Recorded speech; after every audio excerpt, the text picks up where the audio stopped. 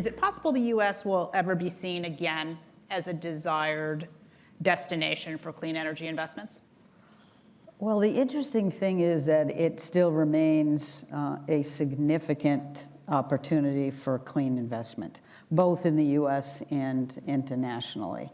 And so that's the interesting thing. I think most folks really feel like we've all given up, with the current administration and its interest in moving, coal and oil rather than clean energy. And with the challenges we're seeing in the reconciliation bill, yeah, I think people think nothing's happening, and nothing could be further from the truth. The business community is absolutely engaged, absolutely committed.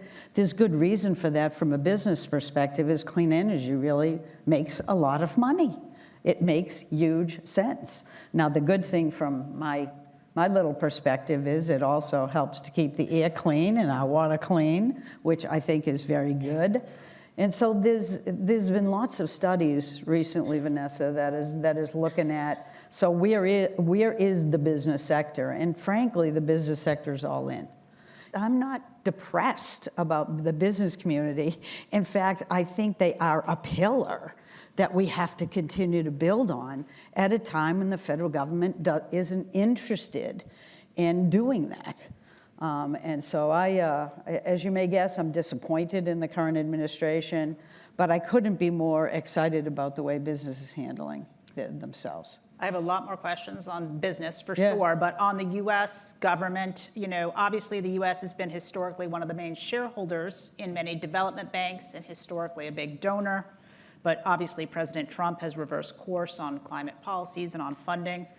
Do you think the U.S. will ever again be seen as a reliable partner on climate initiatives? It's a depressing question that needs to be asked. And I could say that I could try to be more optimistic, but frankly, it's embarrassing. I do now a lot of work internationally, with the EU in particular, working on some of the issues that they're looking at. And every time I get on the phone, the first thing I have to do is say, I'm really sorry. Which is a ridiculous situation for us to be in right now. But I think they understand that our business community is doing what it's supposed to do. How are organizations like America is All In or Bloomberg Philanthropies preparing for this executive order? Yeah, I think we shouldn't be surprised by this kind of an executive order because he's been doing them every 20 minutes or so, I think, since he came into office. And all of them are being challenged. And the ridiculous thing is that states and local governments have their own authority. He cannot legally stop them from taking actions, particularly where clean energy is involved. And so I don't want people to be distracted by the paperwork or the nuance of what he says. That divides us. That gives us an excuse to not move forward. I think we really have to take him seriously, but what he does that is less than serious should not hold us back from doing the right thing for our country and for our people and our communities. That's it. So Gina, you played a key role in the development and passage of the Inflation Reduction Act as President Biden's national climate advisor, and the IRA was enacted in 2022. It turned out that the bulk of IRA-driven investments benefited red states. So with hindsight— What a surprise. With hindsight, how do you think the Biden administration could have promoted those investments and sold them to the public who were potentially unaware of the IRA? Yeah, it's very difficult when you do a complicated bill like the Inflation Reduction Act. We just sort of ran out of time to be able to do the kind of engagement that we should have been doing and we could have been doing had we had the opportunity for additional time. I think everything about the Inflation Reduction Act is written in language that no normal human being can understand. And that's never a good thing. And so what we tried to do from day one was, instead of talking about greenhouse gas emissions, we preferred to talk about health benefits.